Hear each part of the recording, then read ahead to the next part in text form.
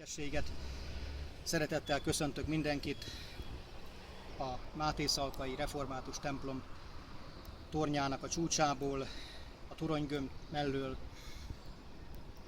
Nevezetes nap ez a mai számomra, nem csak azért, mert feljuthattam a csúcsra, ide a templomtoronyba, hanem mert az Úristen megengedte, hogy ma töltsem be a 47. évemet, és így ez egy különleges ajándék, hogy érinthetem a gömböt, azt, ami lehet, hogy rejti őseink titkát, lehet, hogy nem, ez majd kiderül néhány nap múlva. Nagy öröm az, hogy a református templom, mint Mátészalka legrégebbi épülete ebben az évben megújulhat külsőleg. A torony és a hajó új héjazatot kap, nyílászáró csere is történik, homlokzat felújítás, és én nagyon örülök annak, hogy ennek a különleges eseménynek a részese lehetek. Mit jelent számomra Isten háza, templom? Jézusnak volt egy kedvenc bibliai igéje, a Zsoltárok könyvéből idézte, ez volt az ő bibliája. Azt mondja a zsoltáros: házad iránti féltő szeretet emészt engemet.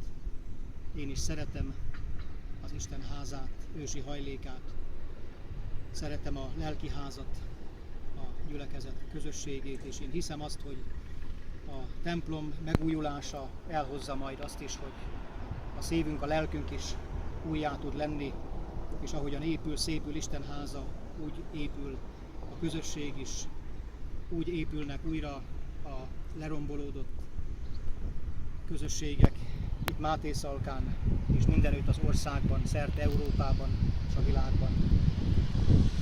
A vallás, az Istenbe vetett hit, a református reménység évszázadok óta tartja össze a családokat. Nagy szükségünk van arra, hogy segítségül hívjuk az élő Istent a dolgainkhoz, a mindennapjainkhoz, és az ő szeretetéből merítve tudjuk szeretni egymást.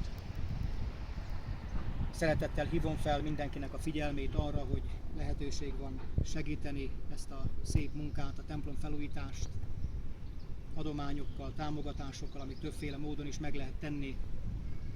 A lelkészi hivatalban munkanapokon 8-tól 16 óráig, de a vasárnapi istentiszteletek előtt és után is céladományokkal kihelyezett perselyekbe.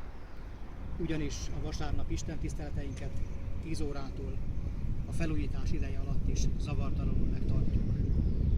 Isten áldjon meg mindannyiunkat, és adjon egy boldog és reményteljes jelentés, ugyanilyen szép jövendőt